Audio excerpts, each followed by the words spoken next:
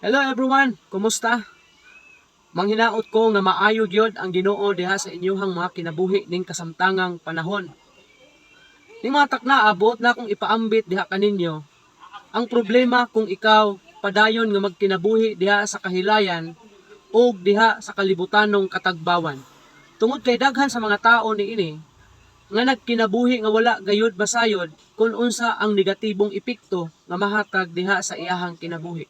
Una, ang kahilayan ug ang kalibutanong katagbawan kawang lamang.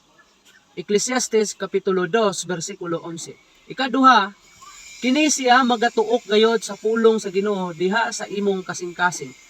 Lucas kapitulo 8 bersikulo 14. Ikatulo, kini siya magadala kanimo diha sa pagsalikway sa Ginoo. Job kapitulo 21 bersikulo 14 ug 15. Ikaupat, kini magahatod kanimo sa tumang kakabos. Panultihon kapitulo 21 bersikulo 17. Kana lang ug manghinaot ko nga ikaw nakakaton sa pulong sa Ginoo. Daghang salamat ug ang Dios magapanalangin diha kanimo.